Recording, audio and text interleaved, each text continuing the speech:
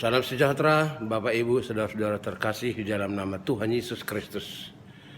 Selamat hari Minggu, selamat berjumpa kembali dalam ibadah Minggu bersama Tuhan Yesus, Raja Gereja kita.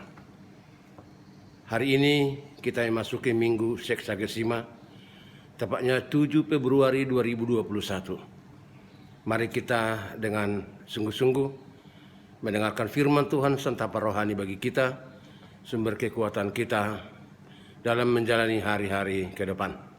Sebelumnya mari kita terima berkat Tuhan. Damai sejahtera Allah yang melampaui segala akal dan pikiran manusia, itulah yang memelihara hati dan pikiranmu di dalam Yesus Kristus Tuhan kita. Amin. Khotbah kita hari ini Bapak Ibu Saudara-saudara diambil dari kitab Yesaya pasalnya yang ke-40. Dimulai dari ayat 27, berakhir di ayatnya yang ke-31. Demikian firman Tuhan, saya bacakan. Mengapakah engkau berkata demikian, hai Yakub?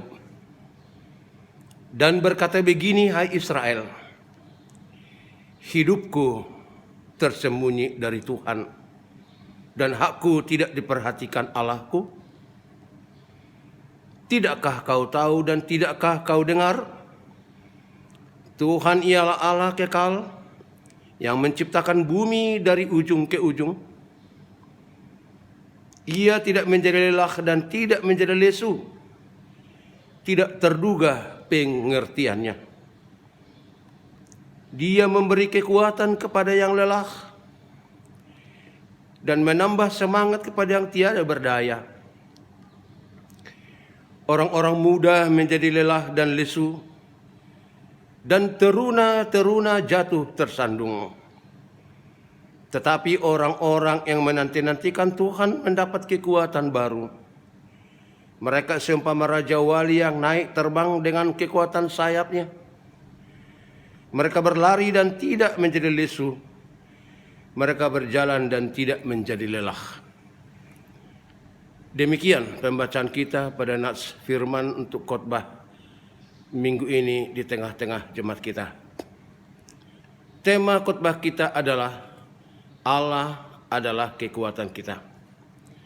Bapak Ibu Saudara-saudara sekalian, saat kita terhimpit oleh masalah kehidupan, maka hidup ini terasa hampa, tidak berarti. Kita menderita lahir batin, dan penderitaan itu hendak menjerumuskan kita ke dalam keberputusasaan. Situasi yang tidak menguntungkan juga sering menggoda kita menjadi pesimistis. Seolah-olah tak ada lagi harapan bahwa besok lebih baik dari hari ini.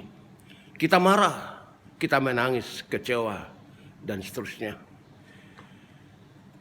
Bangsa Israel pernah mengalami pergumulan dan penderitaan dalam kehidupan mereka karena mereka berada di pengasingan, di pembuangan menjadi bangsa tawanan yang harus tunduk kepada keinginan bangsa yang menaklukkan mereka. Tetapi dalam keadaan demikian, Nabi Yesaya muncul, hadir, tampil, menubuatkan suatu harapan baru bagi umat Israel tersebut. Harapan baru ini yang menjadi suatu penghiburan untuk seluruh umat, di mana diserukan bahwa Tuhan sendiri yang akan bertindak untuk mengakhiri pergumulan dan penderitaan umatnya. Saudara-saudari, jemaat Tuhan yang kekasih, Yesaya pasal 40 ini menjadi pasal yang pertama dalam kitab Deutero Yesaya dengan nubuatan penghiburan kepada umat yang berada di pembuangan, berada di pengasingan, dan yang sama sekali tak terbayangkan sebelumnya oleh mereka. Ketika kemerdekaan bangsa itu tertawan, hidup masa depan mereka menjadi tidak jelas. Maka setelah itu terjadi, saudara-saudara, barulah umat mulai mencari siapa dan kepada siapa dan di manakah pertolongan yang dapat menolong menyelamatkan mereka. Kemudian daripada itu saudara-saudara, muncullah Nabi Yesaya dengan suara nyaring menyerukan kepada umat dengan seruan, tenangkanlah hati Yerusalem, serukanlah bahwa perhambaan mereka sudah berakhir, kesalahan mereka telah diampuni. Kita membacanya pada Yesaya 40 ayat 2. Inilah penghiburan bagi umat itu, sehingga dapat membangkitkan semangat baru dan harapan baru dalam menggapai kehidupan mereka. Pengalaman Israel ini sering kita jumpai dalam kehidupan modern pada saat ini, saudara-saudara. Ketika kebebasan dan kemerdekaan itu serta kedamaian itu Tuhan berikan kepada kita manusia, justru kita manusia memanfaatkannya untuk mencari kesenangan sendiri. Dan kemungkinan besarnya adalah juga manusia yang diberi kebebasan kemerdekaan itu malahan melupakan Tuhan, terbuai dengan kesenangan duniawi. Tetapi saat kehidupan berubah dan banyak persoalan yang melanda kehidupan ini, ada tekanan ekonomi, masalah pekerjaan, urusan keluarga mendera, timbullah pertanyaan, dari manakah pertolongan kita agar keluar dari masalah itu? Bapak, Ibu, saudara-saudara, nubuatan Yesaya mencela sikap orang Israel yang mengatakan, hidupku tersembunyi di hadapan Tuhan dan hakku tidak diperhatikan Tuhan.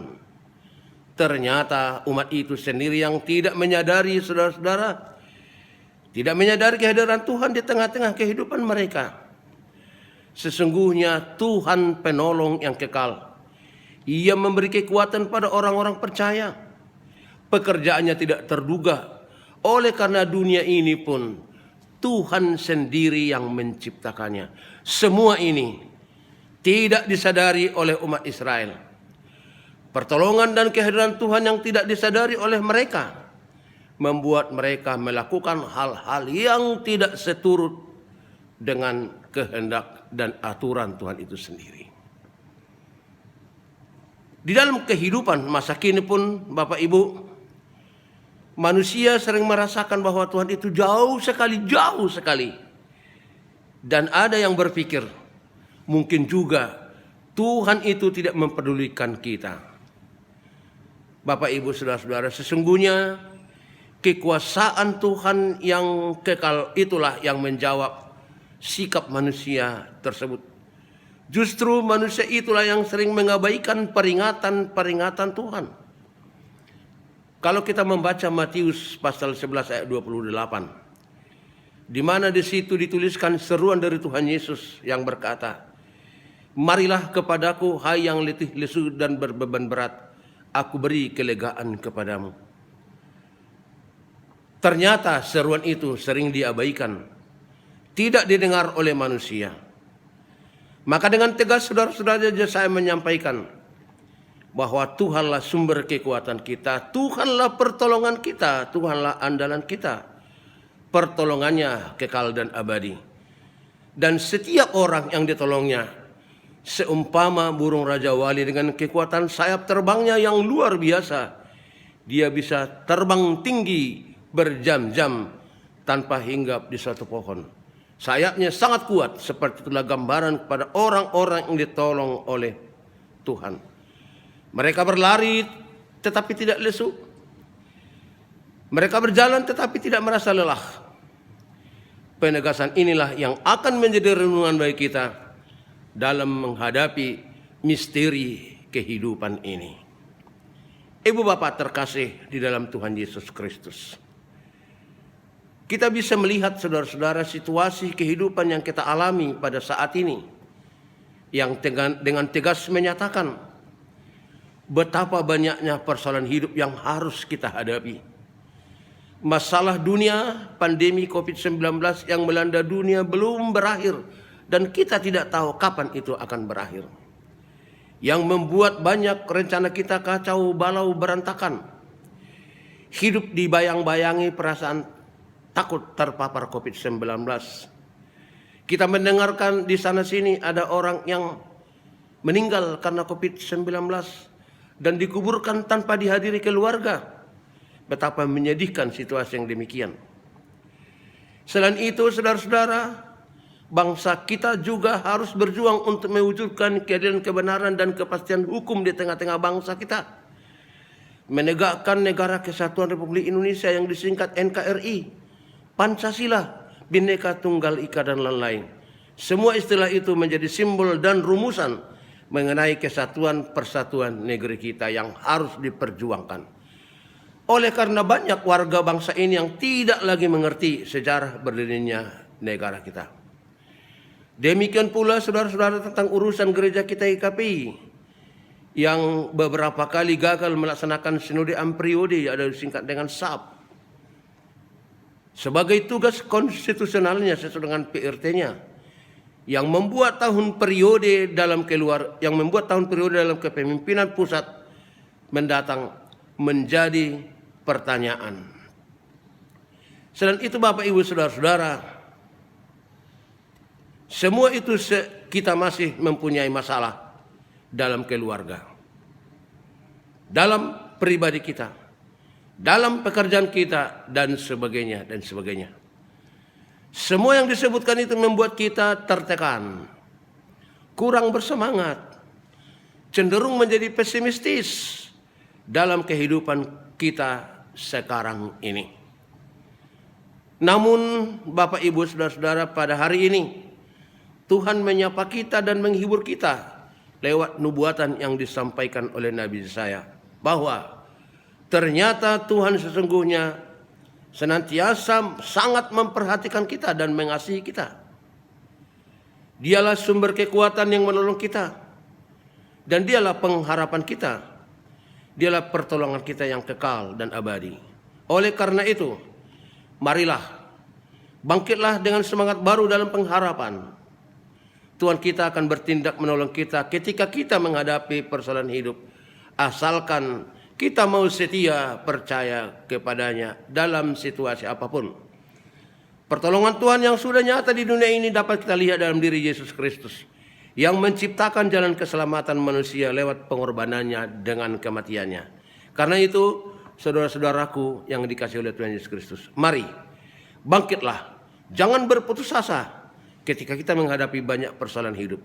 Tuhan kita itu dekat dan Ia setia menolong kita. Amin. Terima kasih Tuhan, firman-Mu yang menyapa kami dan menghibur kami. Boleh kami sambut hari ini untuk membangkitkan semangat baru bagi kami untuk menggapai hari esok, meski harus berhadapan dengan berbagai tantangan dan kesulitan hidup. Kami akan terus melangkah dengan keyakinan dan kepercayaan bahwa Tuhan akan senantiasa menolong kami. Berkatilah firman yang telah kami terima Tuhan, supaya menjadi pegangan hidup kami di tengah kehidupan saat ini untuk melangkah menuju hari besok. Di dalam nama Tuhan Yesus Kristus kami berdoa dan bersyukur.